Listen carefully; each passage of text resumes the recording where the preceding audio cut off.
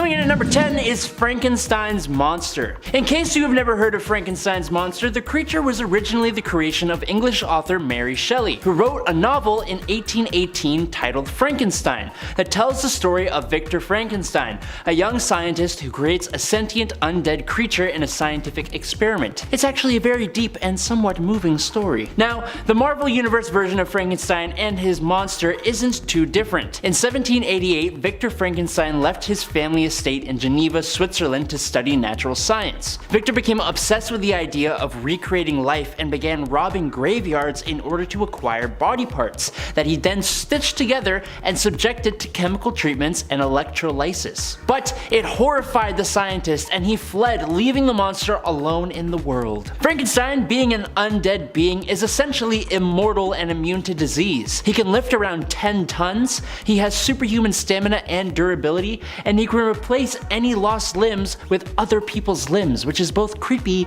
and kinda cool. Number 9. Vampire by Night. I honestly didn't know there was also a vampire by night, and she's actually related to the werewolf by night. Nina Price, the niece of Jack Russell, the werewolf by night, is also an ancestor of Grigory Russoff. Nina's mother, Lisa Russell, was a victim of the same curse as Jack Russell, except things changed for this branch of the family when an altercation with a sorcerer named Glitter Knight freed Lissa from being a werewolf. Lissa married and had Nina with a wealthy man named Mr. Price. Unfortunately, the werewolf curse continued to Nina, but at some point, Nina was attacked by a vampire, which altered the curse for Nina and caused her to be both a werewolf and vampire in one. By day, Nina Price seemed to be a normal human, but once the sun goes down, she becomes a vampire, which is a good way of getting around the whole sunburning weakness. Due to the werewolf's curse though, Nina does become a white wolf during the full moon, but she uses her father's money and status to reserve a zoo or park,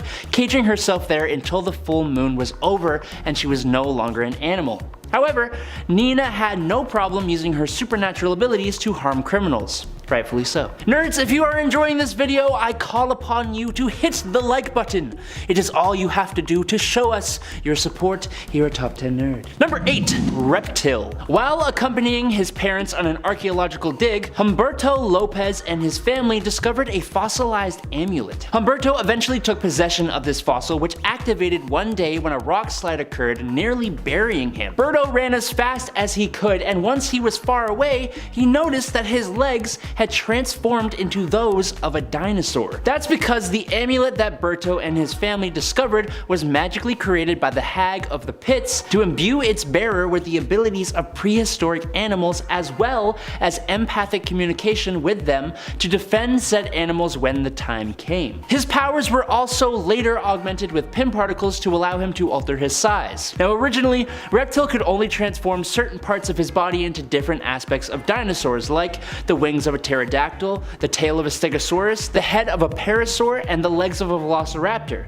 that kind of thing. He could also only maintain one transformation at a time. He could even just enhance his senses like vision and hearing, but eventually Reptile was able to fully transform into a complete dinosaur or even other prehistoric animals like insects, which gave him enhanced healing. Okay, at number 7, Feral Man of Steel. This isn't really a version of Superman that is fundamentally changed into a monster. He's still a man, and he's still Superman, except he's been raised by a pack of wolves in the jungle.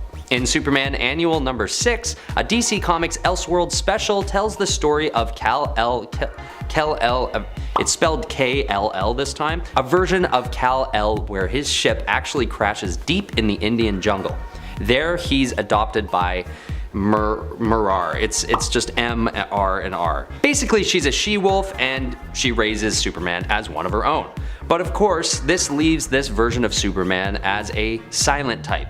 A wolf man who is on the verge of being entirely feral. However, deep down, the good values of the Superman we all know are demonstrated when he actually spares the life of an adventurer who kills his wolf mother and one of her cubs. Basically, feral Superman is integrated into human civilization and given the name of Clark, continuing on as a version of Superman closer to the one we're used to. At number 6, we've got Werewolf Superman. In Superman Volume 1, Issue 422, we see a cover that makes us jump for a second, thinking that our beloved Clark Kent has been overtaken by a werewolf curse. But no. This isn't actually Superman turned werewolf. What it is though, is a werewolf who takes Superman's costume off of him and wears it. He wears it around for a while. So, for a moment, we get a pretty crazy visual of a drooling, feral wolf man wearing the Superman suit. And we're also left with another visual of a totally naked Clark Kent lying defeated on the floor, but that's neither here nor there. What's crazy about this encounter is that this werewolf actually takes out Superman, knocking him down for long enough that he's actually able to steal the costume, forcing Superman to throw on a pretty sweet one-piece tracksuit and fly somewhere that he can properly change back into his Clark clothes. Later, he finds the culprits of the werewolf serum and then takes them all out naturally, without getting bitten himself, luckily. At number 5, we've got Bizarro. The first time the world sees Bizarro is in Superboy issue number 68 in October 1958. Bizarro is created when Superman is hit with a duplicate ray and what is left is a gray-skinned, opposite version of Superman. Originally from Hertre, that's Earth backwards, yes, Bizarro and other subsequent hero opposites are under the impression that good deeds are actually against the law. But in a newer interpretation of Bizarro, he's not much of a threat to Superman, or anyone else for that matter. In the 2017 publication, he's known as sort of a goofy monstrosity that even Clark Kent isn't concerned about. The S on his chest is backwards, he has a little chupacabra as a pet named Colin, and he has horrendous grammar. If you tell him to go right, he'll go lefty ways, and if you ask him to stop, he'll go start. Basically, everyone around him sees him as a big handful and not much more, which is good, because he's still a powerful being from another planet. At number 4 is the Superman Monster. This is a classic mashup story, basically marrying Superman and Frankenstein into one. A guy named Victor Luthor comes across an alien spacecraft with the remains of a baby boy within it. When he realizes that the child was supposed to have arrived intact, he devises a plan to revive the being using the body parts of dead bodies found in a local graveyard. Using the advanced alien technology from the ship, Luthor creates a revival matrix and brings this monstrous version of Superman to life. But just like the classic story goes, the resulting creature doesn't quite turn out the way that Luthor had planned. He's a little grayer and more decayed than he'd like, so Luthor rejects him, and gets pretty badly injured in the process. The rest of the story is basically more parallels to Mary Shelley's Frankenstein, so if you're interested in hearing about the story of Superman and Frankenstein mashed together, go check out the story. It's a one-off, so it probably wouldn't take very long to read. At number 3, we have Super Demon, or Etrigan. This demonic version of the Man of Steel is known as one of the many Supermen of the Dark Multiverse. His origin begins when he's rocketed to an Earth of eternal twilight from a dark planet called Camelot. Luckily, this thing still fights against evil despite his monstrous appearance.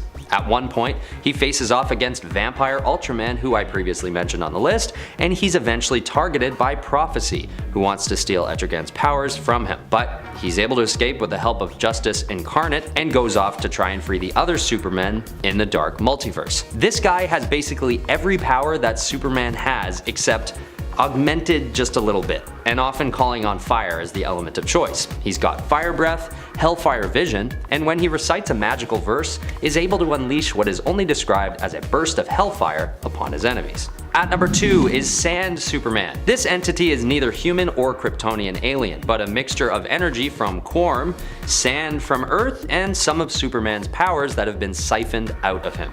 This creation is not quite a monster, but it is an uncanny recreation of the hero that honestly kind of creeps me out. Almost as much as a zombie or vampire version of Superman might. It doesn't have any soul inside of it, and for a time is set on draining even more of Superman's powers from him. Although it does come around and start to act more like Superman does, acting as a selfless superhero, fighting crime, and all that. It still poses a threat to Superman, and the rest of the world for that matter, because due to this creature being composed of alternately charged atoms to Superman, and only gains power when Superman loses it, and vice versa, it's known that if Sand Superman comes in contact with real Superman, there would be a devastating explosion powerful enough to destroy the planet. So yeah, Sand Superman, not to be messed with. And kinda creepy, honestly. Okay, we're at number 1, and I have to put Blackest Night Superman here. 2 words, zombie Superman. This version of Superman comes back from the dead and terrorizes Smallville with the added powers of a Black Lantern. In the comics, he's able to read people's fear and their power levels with what seems like a built-in HUD system. He's just a predator in all senses of the word. But when they face off, zombie Superman is able to see more human emotions in Superman than he had in the people of Smallville. Fear, love, hope, will, and on top of it all, this zombie Superman uses Superman's own mother against him, putting her life in peril, and even Clark's dog, which is where I personally draw the line. Thank God he and Superboy put an end to this undead nightmare at the end of the series. The pup also gets some blows in, which is a great little touch. Number 10. Undead Brother Voodoo. This version of Brother Voodoo hails from Earth 666, ooh spooky, where he is part of the Undead Avengers team. While still technically a hero, he's also still technically a monster. The Avengers of Earth 666 are all considered members of the Undead, with each of them technically being some kind of monster, some version of undead, if you will. Jericho Drum in this universe appears to be some kind of poltergeist-like ghost from his appearance here. I don't know if he's specifically a poltergeist, I just think of him that way because of his glowiness. I don't know, reminds me of the movie Poltergeist. This team, including the ghostly Brother Voodoo, make their first appearance in issue number 33 of the Secret Avengers series, where they tangle with Secret Avengers members Captain Britain and Clint Barton's Hawkeye of Earth 616. Number 9. Groot. Before he was the mainstay lovable space ent in Guardians of the Galaxy with a raccoon-shaped compatriot, Groot was actually an evil, monstrous tree. He first appeared in Tales to Astonish number 13 in 1960. The tagline in the comic itself was, quote, "Where Groot walks, death follows." He was also entirely obscure before being thrust into the pop culture fandom when Marvel decided to turn their C-list team, Guardians of the Galaxy, into a phenomenally massive success. He was originally a throwaway monster, and his original comic, before 2012, was worth $2,868, which isn't small by any means, but after the movies premiered, it was worth $19,000. In the comic, Groot belongs to a species called Floral Colossus, although they're also just called Groots too. During his early life, the Floral Colossi rule over Planet X, and Groot was an outcast amongst his people. He became friends with the inferior species called the Undergrowth, a fungi-like species also on the planet. Groot is eventually forced to flee his homeworld after he kills another Colossus while defending an Undergrowth. Before the movies, Groot also appeared in 2 other comics, one being The Incredible Hulk, where he more so resembles his original appearance rather than the huggable tree we know today. The Hulk comic released in 1976, and then lastly he was in Annihilation Conquest number 6 in 2008. It was the first appearance of Groot as his modern rendition, smaller, skinnier, a bit more approachable than the Godzilla-style tree we knew before. He also joined the Guardians of the Galaxy lineup in this comic alongside Star-Lord, Drax the Destroyer, and Rocket Raccoon. Number 8. Ultimate Hulk. Let's be real, when I think of multiversal monster versions of the Hulk, I often think of Ultimate Hulk of Earth 1610, aka the Ultimate Universe. Here Hulk was less a hero and more just, kind of a brute. In fact, at one point the Ultimates, who are basically this Earth's version of the Avengers, even had to fight against, not with the Hulk. The Hulk would eventually go on to join the Ultimates team, I'll give him that, but let's not forget that he's a cannibalistic beast who also makes some of the most violent threats when he's angry. Even Bruce Banner wasn't as altruistic in this universe, initially hoping to create the next super soldier serum so that he might be able to increase his own strength and power. However, instead he created a Hulk serum, which turned him into the Hulk because he was all about testing that serum on himself. It's even implied that during his first transformation that he may have actually caused the death of Mary and Richard Parker, the parents of Spider-Man, Peter Parker, so yeah. Number 7. Dracula. Back in the day, Dracula and his pal Frankenstein tended to be monsters you'd see tangle with heroes like the Phantom Stranger, Superman, and Batman in comics. Phantom Stranger, I feel like the Phantom Stranger always just shows up when something is too scary or too epic for anyone else to fix it. Over time, these monster characters have come to evolve somewhat in the world of DC. Well, less so in Dracula's case, but definitely more true in the case of Frankenstein. We've also seen versions of Dracula pop up in Elseworld stories like like Batman's Red Rain. New Earth Dracula is also known as Count Romanoff and appears, like most iterations, to be based on Bram Stoker's Dracula, possessing many of the anticipated vampiric superpowers that you'd expect. While we have seen Dracula transform characters into vampires, making them join his Legion of the Undead, like Batman, he pretty much is always defeated by the heroes he goes up against. And while he did at one point even get to bite Superman, he learned that even Superman's blood was his enemy, being supercharged with solar energy, making it deadly to Dracula and basically killing him instantly. Number 6. The Sheeta. The Sheeta live on Earth 1 billion years in the future. They are either genetically engineered or evolved descendants of humanity or some other race that comes after humans. They possess crests that give them access to animalistic powers. They realized that they were the last race that would ever live on Earth and resolved to focus on their own survival. However, a time machine arrives in their time one day and they reverse engineer it, returning to Neanderthal times and raiding the Earth. They end up reorganizing their whole civilization to take advantage of these regular harvesting operations using the time machine. They appear in 7 Soldiers of Victory from 2005, and it's a nice bit of mind-bending time-traveling action. At one point in the story, Zatanna even shows up.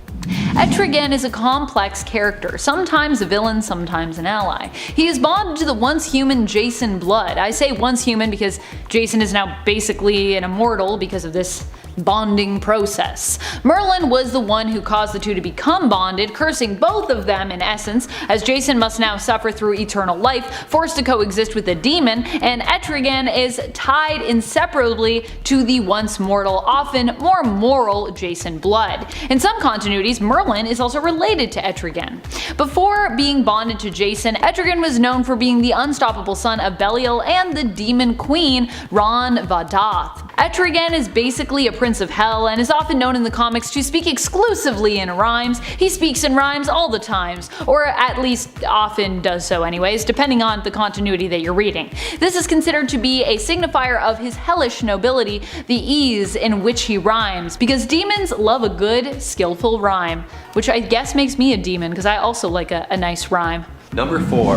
Wolfpack. Private Warren Griffith was a World War II soldier, wounded and hospitalized. He was diagnosed with lycanthropy, hallucinatory belief that he was turning into a wolf. This made him the perfect candidate to be turned into a real-life werewolf, and that's just what they did. Dr. Mazursky and his team of specialists at Project M artificially turned Warren into a werewolf. However, his transformations are independent of the phases of the moon. In fact, in his earliest mission, the changes just totally happened randomly. With time, Private Griffith gained a certain measure of control over the transformations, and he went on to serve in an experimental unit known as the Creature Commandos, alongside Vincent Velcro and Elliot Taylor. Wolfpack is a pretty cool guy, and like any grizzled war veteran, he's got a storied past, having first appeared way back in 1980 in Weird War Tales number 93. Number 3. Frankenstein. Yep, DC has a Frankenstein too. Everyone gets a Frankenstein because public domain. In terms of this version, it is definitely, like many others, inspired by Mary Shelley's version of Frankenstein's monster. This Frankenstein is generally seen as a hero working alongside various super monster teams such as the Seven Soldiers and later on the agency known as SHADE, which stands for Superhuman Advanced Defense Executive. Like many other monster characters, Frankenstein can be a bit of an anti-hero, and the New 52 version of the character even killed his creator, though he was pretty justified because Dr. Frankenstein was quite unkind to his creation. Number 2. Dead Man. Also known as Boston Brand, he is a ghost, literally a dead man walking. He was a circus acrobat, killed during a performance by a mysterious man known only as the Hook. He's got a hook for a hand. We'll talk about him another day. After being killed by Hook, Boston's spirit contacted the Hindu goddess Ramakrishna, or did she contact him? And she gave Boston the power to possess any living being. He uses this power to search for his killer and obtain justice. It's kind of like a mission that he has to do, actually. But he also goes on to alter circumstances in people's lives, benefiting the innocent and correcting wrongdoing. He eventually finds the truth about his own death, but rather than moving on, accepts his role as one who intervenes in the lives of mortals. He's a friendly ghost. He once helped Batman capture the Boomerang Killer and also helped Batman and Superman take down a gang of smugglers once. Not bad for a dude who's literally already dead. Number 1. Swamp Thing. When it comes to DC monsters, the most iconic one is definitely Swamp Thing. Swamp Thing initially believed it was the human Alec Holland, transformed into a monstrosity by the scientist's own biorestorative formula. In reality, Swamp Thing is something more than that. One of the elemental creatures created by the Green in response to it being attacked and acting as its defender against those who would threaten to cause it harm. Swamp Thing was created out of the consciousness of Alec Holland and does happen to share his memories and emotions, but is technically a new being built of Alec's consciousness and the swamp that he perished in. At number 10, we have Vampire Ultraman. This is a double alternate of Superman because he's already Ultraman, who's considered to be a dark, evil version of the hero we all know and love, but after Batman turns Ultraman into a vampire, the character just delves that much deeper into the uncanny. As if a Superman alternative gone bad isn't enough to handle on its own, this guy has a thirst for blood and takes every chance he can get to recruit more superpowered beings into his Justice League of Vampires. This is a perfect example of how messy, but also really fun, things can get when the multiverse gets involved. I think it's fair to say that Earth 43 is not a place I'd like to visit anytime soon. Okay, at number 9 we have Parallax Superman. Parallax is an evil entity that lives in the Yellow Lantern's central power battery, and he is described as the living embodiment of fear.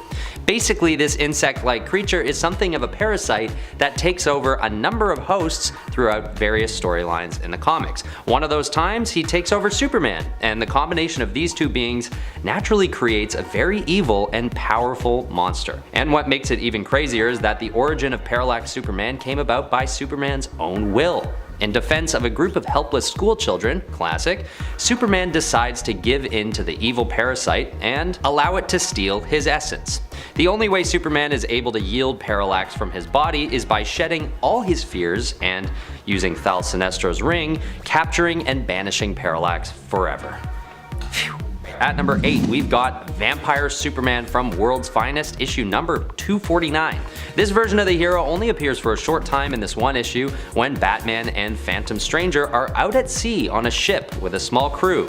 What appears to be going on is a Vampire Superman trying to turn the crewmates into fellow vampires themselves. So when Batman shines a light on Vampire Superman, sending him inside and into a coma. I don't really get why this happens, but basically Batman then attempts to drive a stake into Superman's heart, as one does if they're trying to kill a vampire. But Phantom Stranger stops him and turns the stake on the crewmates, who he reveals as being the real culprits. And for some strange, complicated reason, Superman then comes to and the crewmates are defeated and turned to coral? I don't know, this story was hard to follow, but for a time there, Superman fell victim to vampirism. And this is a scary moment because besides kryptonite, many people aren't aware that another of his weaknesses is magical enchantment, including vampirism and werewolfism. Is that the right term? Werewolfism? Number 7, Marvel Zombies. It's an entire pantheon of characters, from Spider-Man to Hulk to Captain America, but all zombified.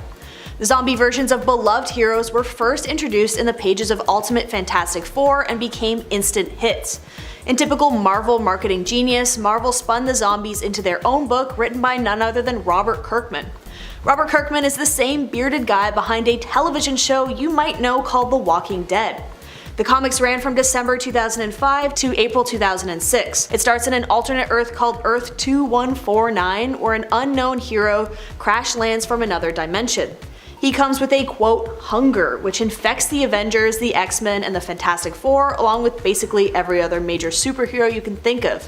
It's intense, and the adventures of the zombie heroes usually have more mayhem than most mainstream comics do in their entire run.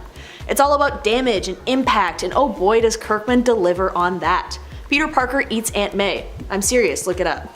After an episode of the Disney Plus series called What If Zombies, there were talks of Disney also creating a spin-off series based on and named after the Marvel Zombies, so keep an eye out. Number 6, the Yeti. This Yeti is relegated to another universe because of the series it appears in, which was intended to be, Good for young readers and children, and which was said to exist outside of the main continuity. This Yeti we are talking about here appears in Spidey Super Stories in issue 16. Oh boy. In this team-up book, we see Spider-Man go on adventures that are more kid-friendly when it comes to reading, ideally therefore serving the purpose of helping kids learn how to read, which is important. The Yeti hails from Earth of 57780, and while he might seem like a monster by the end of the story, Spider-Man, also of Earth 57780, seems to have ascertained that the Yeti really is not a bad guy, but is just homesick. He's just stealing a lot of ice cream. So he attempts to help the Yeti by getting him safely home so he can be cold again. Yay. Number 5, Morbius, the living vampire. It's Morbius' world and we're just living in it. He first appeared in Amazing Spider-Man number 101 in 1971. The story goes, in a desperate attempt to save his own life as he suffers from a rare blood disease, Dr. Mike Morbius turns to a cure that uses vampire bat DNA because of course he does. It mutates him into a half-vampire, half-human monster. It's Morbiclock out there, and Morbius was actually initially kind of a bad guy. He fought Spider-Man and Blade before becoming a vigilante justice sort of anti-hero who struggles with the insatiable lust for blood. He's also desperate to find the cure to his vampirism. Honestly, in the comics, Morbius looks way scarier and monstrous than the Laughingstock movie. I think it's one of those things where the cartoon and artistic medium is much better at portraying the monster than Jared Leto is. Number 4, MCU Gargantos. Gargantos is one of the monsters from Doctor Strange in the Multiverse of Madness that I thought, might be one of the big bads of that movie. Instead, I was wrong, and the beast was used simply as a distraction. Seemingly modeled after the comic book character Shuma-Gorath, Disney and Marvel decided against using the name of that character for copyright reasons, and so instead decided to use a name that solely belonged to them. Enter Gargantos. Although in the comics, Gargantos is less of a magical monster and instead is kinda like your typical multi-tentacled, one-eyed sea monster.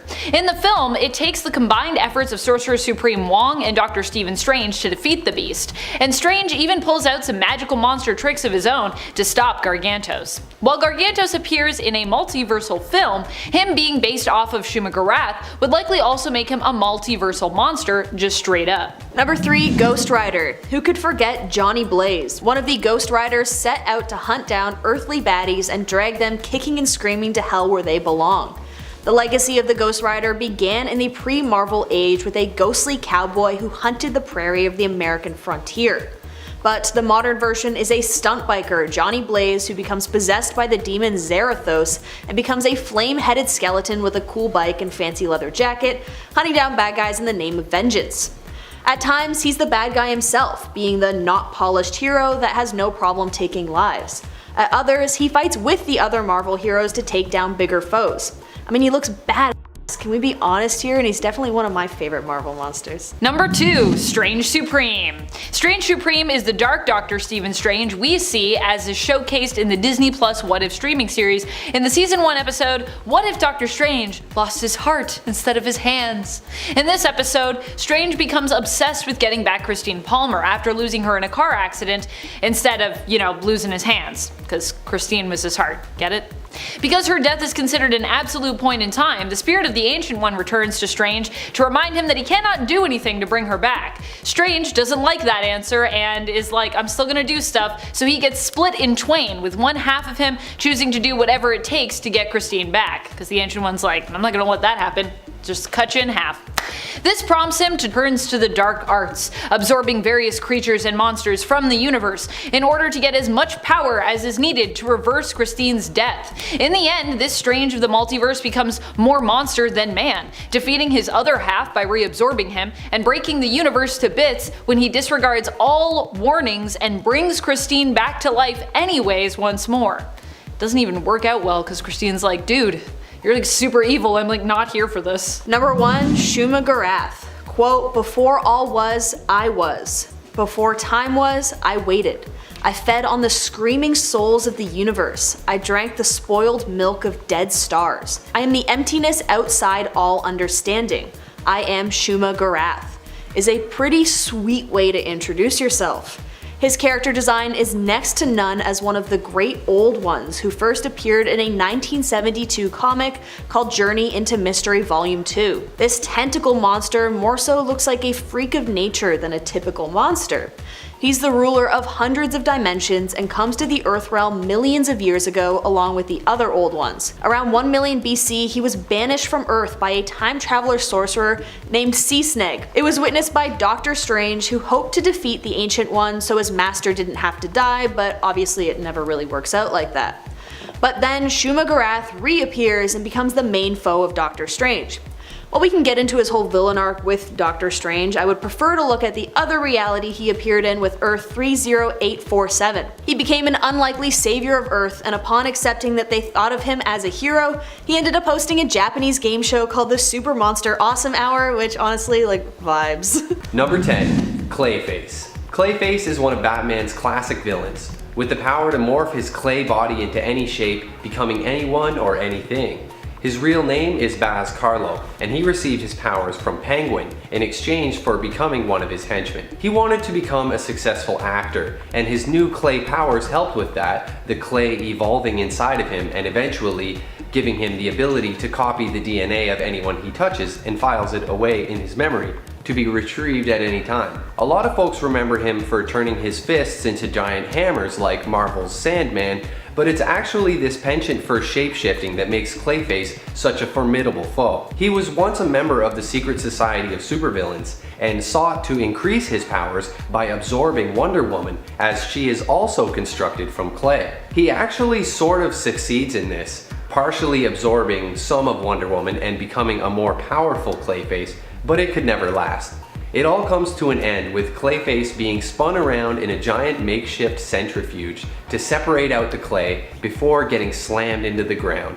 It's totally awesome.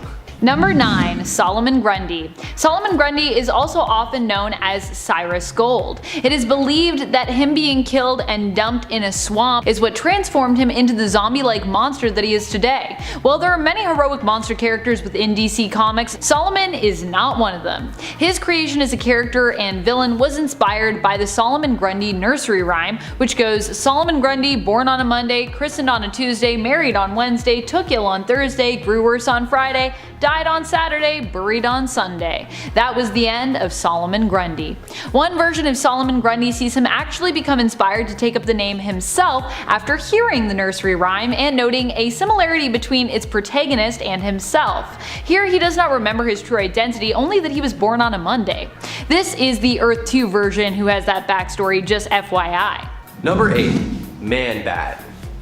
Love him or hate him, seeing Man-Bat definitely leaves an impression, especially some of his more hairy, sweaty, modern interpretations. Kirk Langstrom invented the infamous Man-Bat serum, which turns the user into a hideous bat monster. Originally created to help the deaf and blind, Langstrom's serum has been used by vigilantes and criminals alike.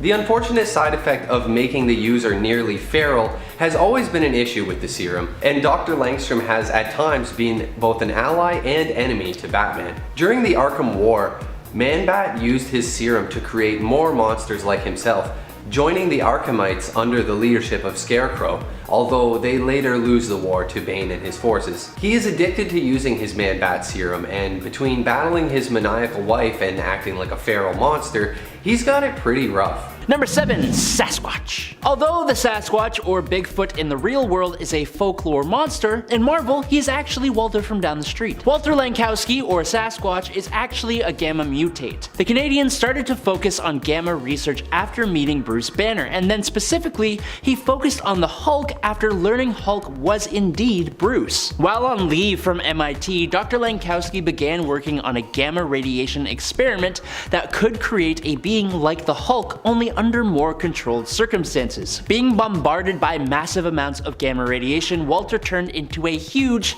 hairy, light brown creature with similar abilities to the Hulk, and after rampaging, he learned how to retain his intelligence and personality while transformed, joining Alpha Flight as their heavy hitter. More recently, he actually got possessed by Doc Samson and is now green, and technically Sasquatch is Samson, so I hope that's not too confusing, because I'm confused. Number 6, Electro 1. Alright, Electro 1 should probably be on a list of robots, but his story is so classic monster-like that I just wanted to include him. A scientist named Wilbur Poole set out to create the world's most advanced computer, but a bizarre accident caused the computer to become sentient. It then brainwashed Poole and forced him to build a body to house itself. When Poole had finished the body, the computer moved itself to the robot and went out into the world rampaging, like they always do. Electro, as the people called it, came into conflict with the US military, who proved no match for the numerous powers of the robot, which included psionic force fields, gamma ray blasts, atomic manipulation of living creatures, and object levitation, while also having a robotic metal body. He was eventually defeated by his creator and then eventually found by Reed Richards, who shrunk him down and set the robot to work in the Baxter building. Electro 1 also joined the Fing Fang 4 and fought off the warlord Tim Boo Ba, which is a great sentence.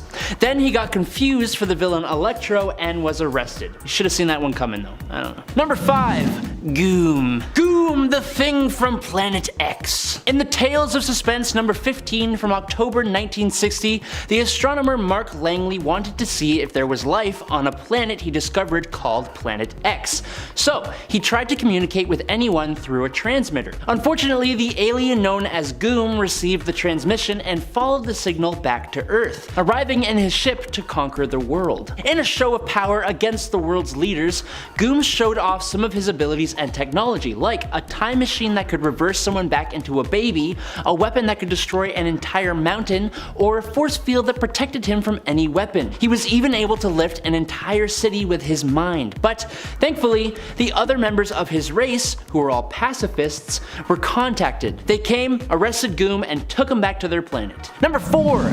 Godzilla. Did you know Godzilla was a part of Marvel? He was even a part of Earth 616. Starting in May 1977, Marvel Comics published comics all about Godzilla. As some of you may know, Godzilla came to be during a Pacific nuclear test in the 1950s, in Tokyo in 1956. But then, the monster became trapped in ice off the coast of Alaska. It then resurfaced in the modern day, and S.H.I.E.L.D. put together a Godzilla squad to try and take on the massive creature. It went rampaging all over America, doing battle with S.H.I.E.L.D., the Champions, the Fantastic Four, Iron Man, the West Coast Avengers, a massive Red Ronin robot, and more. Using his incredible nuclear atomic fire breath, insanely durable hide, regenerative powers, and its surprising intelligence. Number 3, the Hulk. Probably the most well-known monster in Marvel Comics, if you wanted to call him that. The power of the Hulk is almost unmatched. You know the story. When testing a gamma bomb he developed, Bruce Banner rushed out into the blast radius to save Rick Jones. He was blasted with an insane amount of gamma radiation, turning him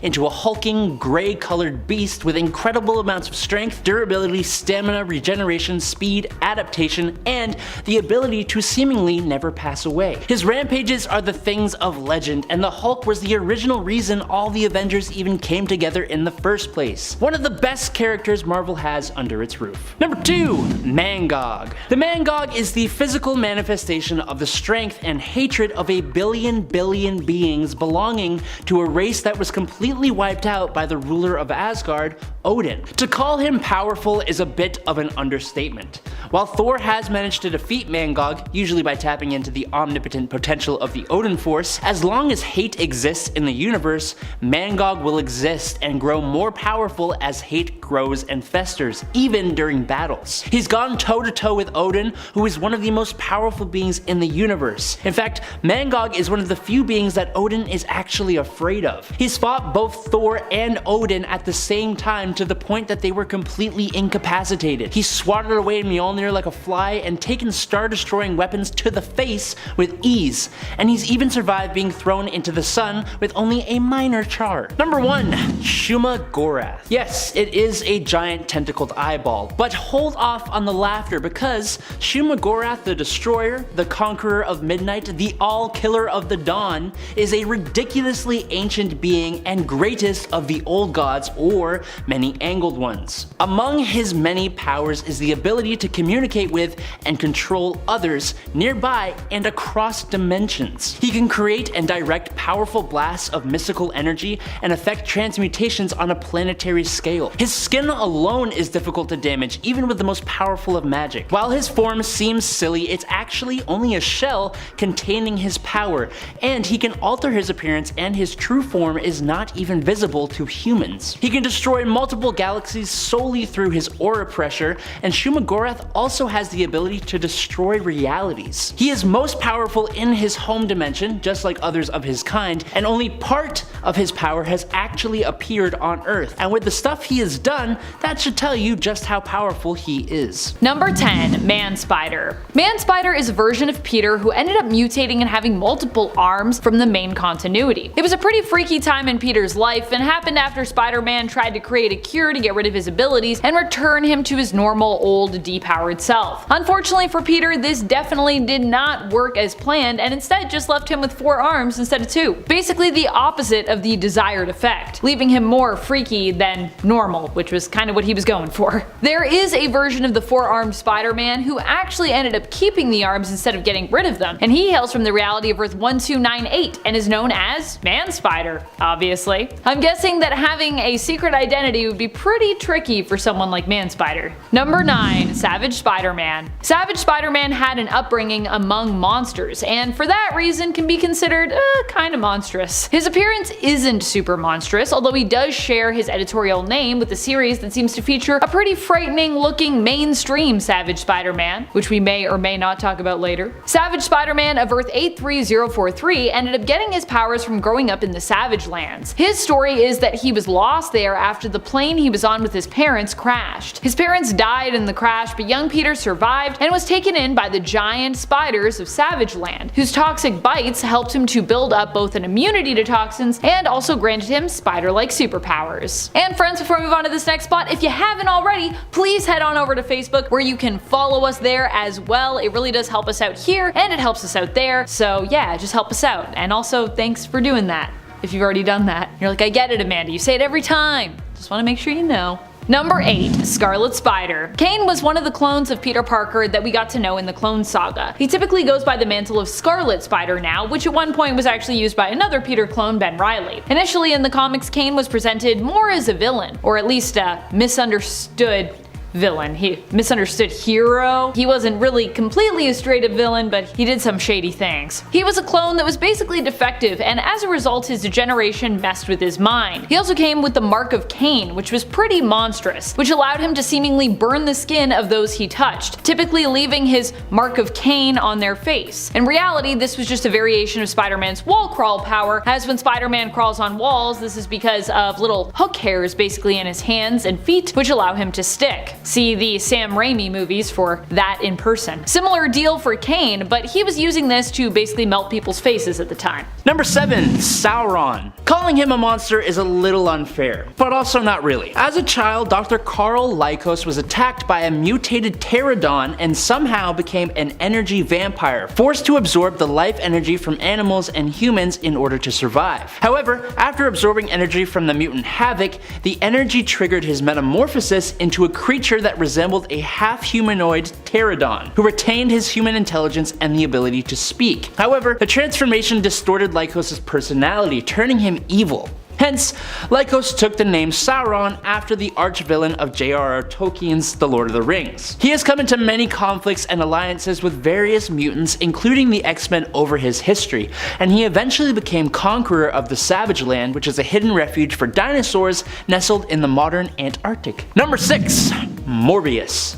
Yes, it is indeed Morbin time, my friends. As probably one of the most frequently occurring and now most memed Marvel monsters, Michael Morbius is a prominent figure for monsters and mystical beings in Marvel Comics. Suffering from a rare blood disease, Morbius turned to a cure that used vampire bat DNA. Now this mutated him into a blood-sucking creature of the night and a pseudo-vampire, with all the perks of vampirism minus the drawback, except for looking utterly terrifying. He was at first a villain doing battle against the likes of Spider-Man and of course Blade, but he eventually became a conflicted hero, using his abilities to help others while battling his bloodlust and trying to cure himself of his curse. Number 5. Dracula. Moving from a pseudo-vampire to the lord of all vampires. Dracula is an incredibly old vampire, sorcerer, and nobleman who became the supreme ruler of all vampires while also being the most powerful vampire of all time. The Wallachian Count Vlad turned himself into a vampire in order to face the invading Ottoman forces in the 1400s. Now minus the abilities native to most vampires, including superhuman attributes,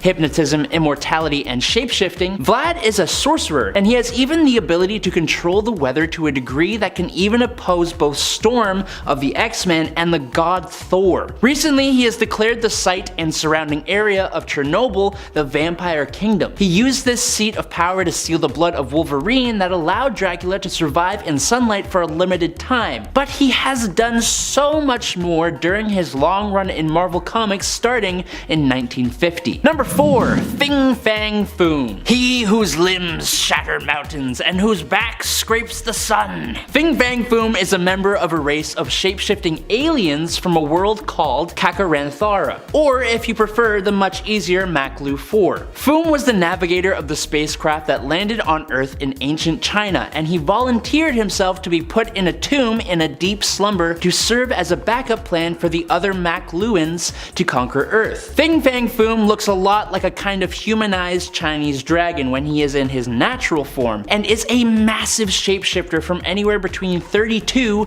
to 255 feet. As a dragon and alien, he possesses super strength, stamina, durability, and longevity, as well as telepathy and flight, spiritual possession, energy assimilation, acid mists, and potential transmogrification abilities. He has fought and allied with so many different heroes over his time, including a hilarious fight with the Hulk where he was thrown to the moon. Number 3. Zenmu. The alien cybernetic monster Zenmu is an incredibly intelligent being with a huge amount of strength and power. Introduced in Marvel Comics in 1960's Journey into Mystery, he is one of the first monsters introduced, and he even predates the Fantastic Four. Zenmu is able to cast hypnotic rays that can control the entire human population. He can use telekinesis, scatter his atoms, and even inhabit host bodies. In other words, Zenmu is incredibly powerful. Most recently, Zenmu was a foe to the Hulk in the Immortal Hulk series. He was hired by the Roxxon company to ruin the Hulk's public image by creating disasters and swooping in to save the day. Zenmu used his hypnotic powers to persuade civilians and even close friends and allies of the Hulk to turn their backs on him. Thankfully though, the Hulk managed to break free of his control, and he actually completely destroyed Zenmu. Coming in at number 2 is Man-Thing. Ted Sallis was a scientist first assigned to something called Project Sulfur, in which he created a serum that made people immune to all toxic biochemicals.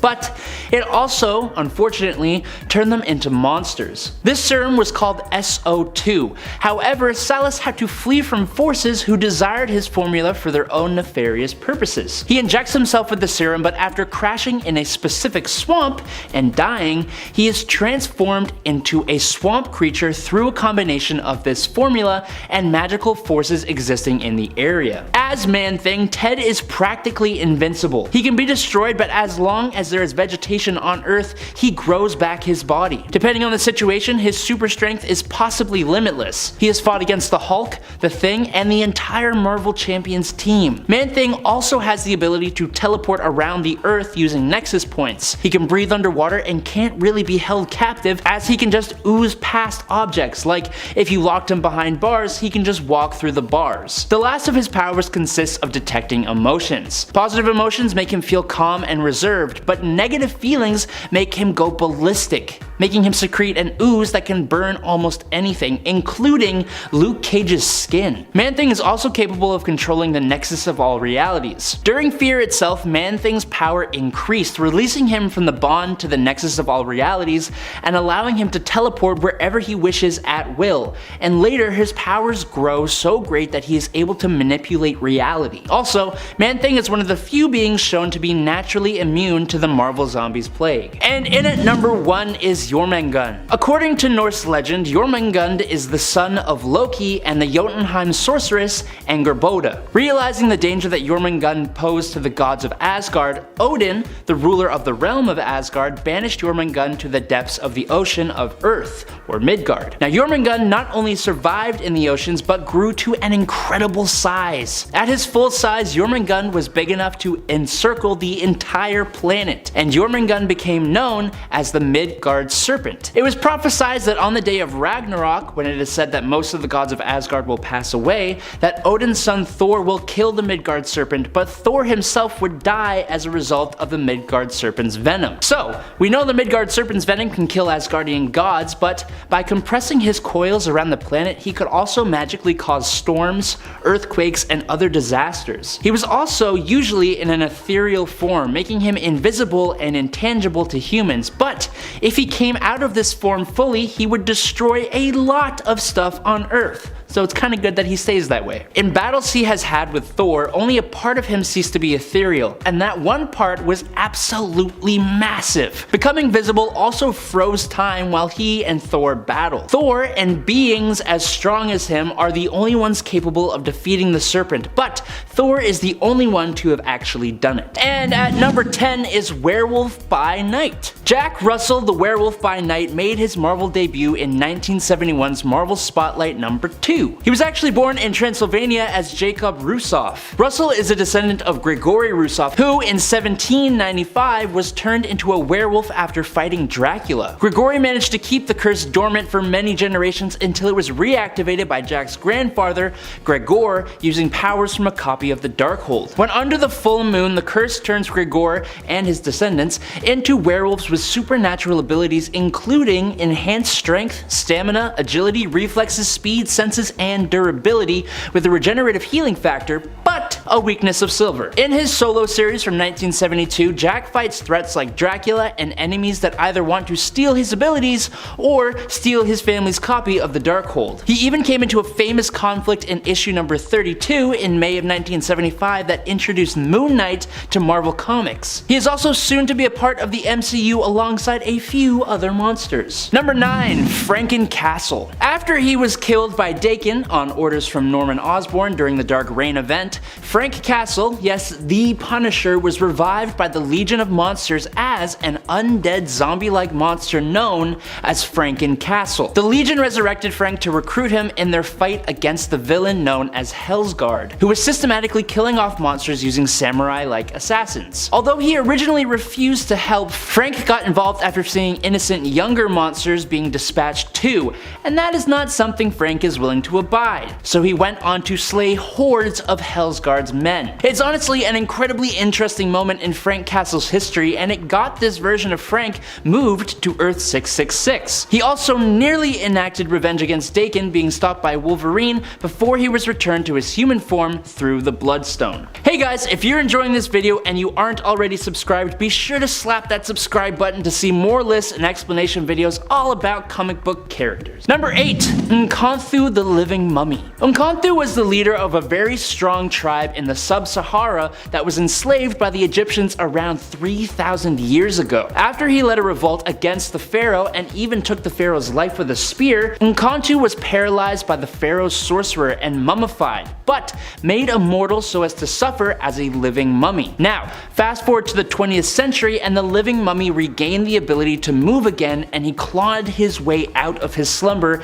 and terrorized Cairo until he was eventually seemingly defeated. Only not really, because he came back. The living mummy has actually acted as a hero as well, quite a bit honestly, helping out on many teams using his super strength, stamina, and durability, plus a form of immortality that doesn't let him die from anything except some physical attacks. Also, after being charged by Anubis, Nkantu has apparently gained the ability to draw souls from sentient beings. Number 7. Wong. Wong! I love talking about Wong on any list I can reasonably fit him on. And while this might seem like a weird pick for Wong, he actually does happen to be a monster hunter, fun fact. He might not be the most powerful one on our list, but he's aided Doctor Strange before during his attempt to eliminate all vampires. And of course, being an ally, friend, and colleague of Strange's, he's seen and dealt with his fair share of monsters, ghosts, zombies, and more. One of the most famous incidences of Strange fighting against the supernatural is a story known as the Montesi formula, which pits Strange against Dracula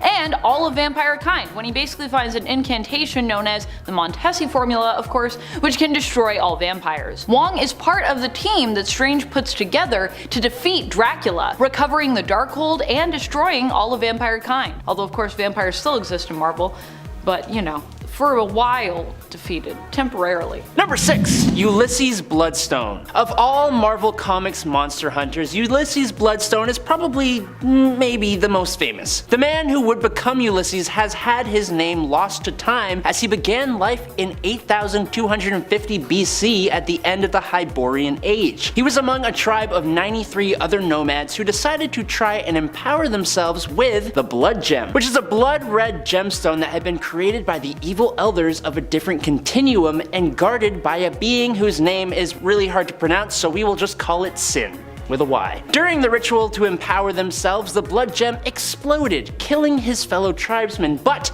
embedding a fragment of the gem within Bloodstone, granting him immortality, super strength, extrasensory perception, and the drive to hunt Sin over the next 10 millennia, slaying any monsters in his way and accruing quite the wealth and family. Number 5. Elsa Bloodstone. Elsa Bloodstone is probably one of my all-time favorite Marvel monster hunters. I just love her whole aesthetic so much. I need to get on doing an Elsa Bloodstone cosplay at some point. That needs to be added to the list. But for now, I'll just have to be satisfied with talking about her on this list. Elsa is the daughter of Ulysses Bloodstone, famed monster hunter who obviously Adam just told us about. She comes with years of knowledge and training and also possesses the family heirloom which holds great power, the Bloodstone. Elsa is usually seen wearing this around her neck as a choker, while she does ultimately follow in her father's footsteps.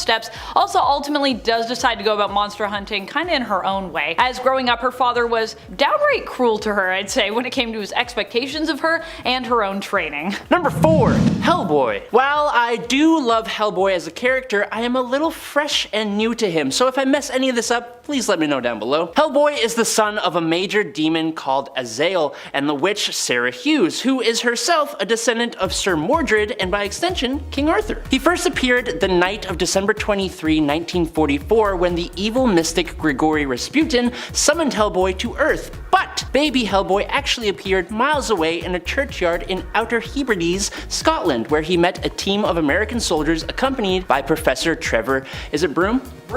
Broom, of the Bureau for Paranormal Research and Defense, or the BPRD. This baby demon was christened Hellboy and was raised in secret by the US government and trained to be a paranormal investigator. In the years following World War II, Hellboy traveled the world, encountering and defeating numerous supernatural beings and disturbances such as werewolves, vampires, minor deities, mythological creatures, and beings of folklore like the Baba Yaga, the St. Leonard Worm, the Ogdru Hem and Ogdru Jihad, and so many others, sometimes with the help of his fellow agents Abe Sapien and Elizabeth Sherman, all while also battling his own purpose to become the beast of the apocalypse. Number 3. Constantine. Oddly enough, I was initially struggling to think of DC characters who hunt monsters, but then I realized while Constantine usually is busy dealing with the general magic and demonic scum of the earth as sort of fellow anti-hero scum himself, he could technically be considered a monster hunter, because he does that too. Probably one of the best that DC has to offer, actually. Usually when you have a monster to deal with, Constantine is one of the people that you would come to. John Constantine also happens to be affiliated with Justice League Dark as well, a team of heroes who are brought together to face more magic-based and monstrous threats. The 2018 volume of the series also has a distinct horror feel to it, which fits perfectly as well with Constantine, who is well known for his own terrifying original series from the Vertigo imprint of DC, Hellblazer. Also, for those who want to tell me in the comments that I'm saying Constantine wrong,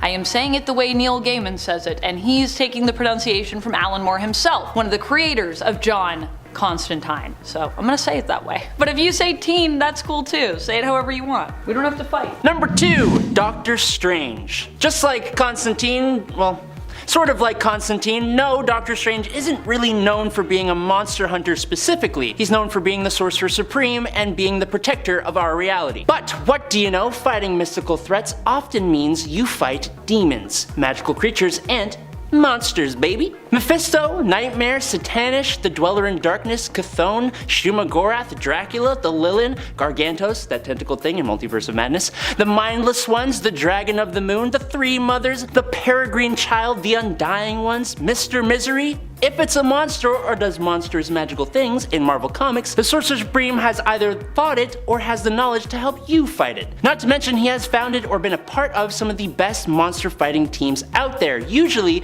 with the aid of... Number 1, Blade. Blade is probably one of the most iconic monster hunters, never mind Marvel has to offer, just in comics in general. In fact, he's so iconic as a monster hunter, most people forget that he's actually a Marvel character. Blade is Eric Brooks. He's a vampire hunter who happens to be half vampire himself. We typically call him a dampire. He was born this way after his mother Tara was attacked by a vampire posing as a physician while she gave birth. She had actually come to the man for help, but instead, of course, was killed. How awful. However, her son Eric survived. Eric would grow up hating vampires, with the one who took his mother's life, Deacon Frost, becoming his sworn enemy. While Blade is generally known for his own powerful origin story, which often fuels his adventures, he also happens to be an Avenger currently as well, so yeah. At least he was at the time of this recording. He might not be now, but I hope he still is, because I love it. Coming in at number 10 is Ash. Okay, yes, this guy started out outside of comics, played by actor Bruce Campbell in Sam Raimi's Evil Dead films, but he has gone over to star and be featured in tons of comics published by Dynamite Comics, and he had a very famous and I'd say important appearance in Marvel Zombies. Ash started off as an employee at S-Mart, but after taking a trip with his girlfriend to a cabin in the woods and encountering the Necronomicon, things changed. With his girlfriend and friends turned into deadites and his hand lost to evil, he wields his boomstick and a chainsaw where his hand used to be and fights the forces of evil wherever he can, including facing foes like Yog-Sothoth, Dracula, the Dark Ones, and Marvel Zombies and werewolves. Hail to the king, baby. Number 9, Batwoman. Batwoman from DC Comics, while not often thought of as a monster hunter, has fought her fair share. During New 52, this was a big part of Batwoman's narrative, weirdly. She ended up coming face to face with a real ghost who she initially had believed was a hoax, known as the Weeping Woman. After fighting the ghost, she learned that there was someone bigger behind the scenes, who was using and manipulating monsters for their own gain, someone known as Medusa. This sent Kate Kane down the path of not only hunting this bigger bad, but of also crossing paths with other monsters and ghoulies as well. Number 8, Van Helsing. Okay, so for this point I'm going to do something a little different. Since the character's creation in Bram Stoker's Dracula, the rights to the character of vampire hunter Van Helsing became public domain, and so both DC Comics, Marvel Comics, and so many other comic houses have had versions of this character. Van Helsing was the arch nemesis to Count Dracula, and he has been in almost all of his iterations, getting a nice fleshed out story in Marvel Comics that sees him come to an end at the hands of Dracula, or in both DC Comics and Marvel, he even had descendants in the form of Vanessa Van Helsing or Rachel Van Helsing respectively. But Marvel's Rachel Van Helsing was honestly kinda better. Sorry DC. Abraham Van Helsing in Marvel Comics also fought Dracula alongside the mutant Apocalypse, and even fought the Wendigo, as well as having another child, Noah, who also fought alongside Blade. Who is your favorite version of Van Helsing? Number 7, Ghost Spider. Not to be confused with the other Ghost Spider, Gwen Stacy vs. 65, this This Ghost Spider is an alternate version of Peter Parker from Earth 11638. In this reality, Uncle Ben did not die and was there to help mentor Peter Parker as he continued on his journey as a hero. Peter here became not just a celebrity and an icon as a superhero, but was also a successful business owner and a philanthropist. However, in secret, he and Ben were working together to lure other Spider-Men from other realities to their world so that they could zap them of their power, killing them in the process in order to bolster Earth 11638 Spider-Man, transferring their powers to him and making him stronger. In the end, Spider-Man of Earth 616, who fell into this trap, helped Earth 11638 Peter Parker to see the error of his ways. Having a change of heart, this version of Spider-Man sacrificed himself to save 616 Peter, ending up in a coma as a result. He was returned to life by an alternate Sorcerer Supreme who needed his help, and then came back as the Ghost Spider, who kinda looks like a blue flame Ghost Rider.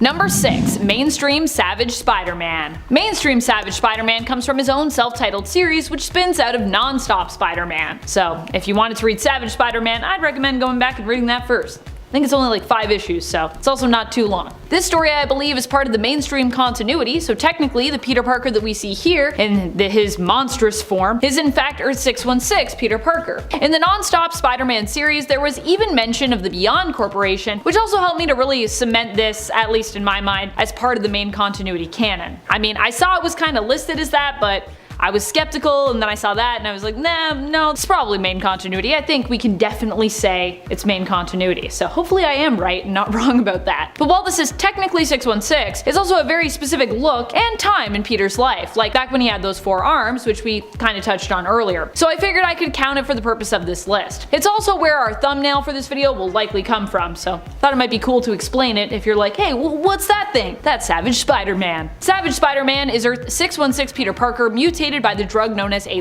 which typically improves performance at the cost of intelligence for most users. However, for Spider-Man, due to his unique physiology, it also turned him into a kinda like part man, part spider monster hybrid thing. Poor Peter. Number 5. Spider-Man. Spider-Man is definitely one of the creepiest ideas for an alternate Spider-Man that we've seen in maybe ever. This version of Peter Parker was actually consumed by spiders, but his consciousness was also absorbed by them. So while physically he's gone, mentally he kinda like lives on in them. He's literally a Spider-Man made of spiders. Hence the name Spiders-Man. He has a tragic backstory, but don't feel too bad for him. He also would be the one to team up with a Norman Osborn version of Spider-Man, plotting to betray the rest of the spider army that he had been recruited to. And he also, as a bunch of spiders, seems to enjoy kinda eating people, a taste he developed as time went on. Number 4. Patton Parnell. Patton Parnell is one of the vilest alternates of Spider-Man around. He shows up during our exploration of the Spider-Verse, where we learn that he is a fairly sadistic alternate of Peter Parker, whose hobbies include things like burning ants with a magnifying glass on hot sunny days, and spying on his neighbor whom he's kinda obsessed with, Sarah Jane. Patton, of course, is likely twisted in part because it is heavily implied that his uncle mistreats him. He is bitten by a spider, but instead of gaining miraculous abilities that all in all make him a more responsible person and a hero, he becomes a spider-like creature, mutating and becoming more monstrous and murderous, both inside and out. Yikes. Number 3. Poison. Poison is an alternate version of Peter Parker inspired by the Spider-Man story The Other. He hails from a what if where we explore the idea of what would have happened had Spider-Man rejected his connection to the spider within and rejected instead of embracing his role as a spider totem. This would have left Peter vulnerable basically to outside attack. Trapped within his cocoon with no way out, the symbiotic being that we often refer to as Venom sensed Peter's vulnerability and saw a chance to merge with him. Venom then leaves his current host Matt Gargan to forcibly connect with Peter, and together they become Poison. Poison is horrifying and attempts to recruit Mary Jane as his partner, but after she rejects him, he believes that the corpse of Gwen Stacy will suit him better. Oh dear. Number 2. Matt Gargan. Matt Gargan is known as the Spider-Man villain Scorpion, but at one point he too became an alternate version of Spider-Man. Albeit a really messed up and twisted version, as he served as Spider-Man for Norman Osborn's Dark Avengers, which was primarily made up of villains posing as heroic counterparts. In Mac's case, the heroic mantle he was made to fill in for was Spider-Man, although he wasn't so much Spider-Man but kinda like an alternate Venom posing as Spider-Man. His suit was made of the symbiotic being known as Venom, who was merged with him at the time, and was also like really juiced. But Norman fixed it so that he wouldn't appear as juiced. He still kinda got like a little giant. He got a little giant when it came to him attacking people though. This often turned Matt Gargan's Spider-Man into a horrifying monster who threatened to, and often actually did, devour those people who stood in his way, even sometimes almost eating his own teammate, which obviously they did not like. Number 1. Eye-Apek. Eye-Apek is known in Marvel Comics as Eye-Apek the Decapitator, and was once worshipped as a god in Peru. Remember how we talked about Man-Spider earlier? Eye-Apek is like a more terrifying version of that being. He is typically known as having pointed teeth, snakes for hair with multiple arms, and his lower half being the hairy body and legs of a spider. He ended up getting recruited to Norman Osborn's Dark Avengers to act as their Spider-Man after Matt Gargan was Spider-Man, because this was a different version of Spider-Man, a different version of the Dark Avengers, after Norman Osborn escaped the Wrath the second time, this time successfully, and then attempted to resurrect Hammer and bring back the Dark Avengers. Eye-Apek was made to look more humanoid, more like Spider-Man with a genetic formula, except for the fact that, you know, he had 4 arms still, so almost like Spider-Man, but not quite. Later on, he would also be coerced into serving on Luke Cage's Dark Avengers, which were kinda like DC's Suicide Squad at the time.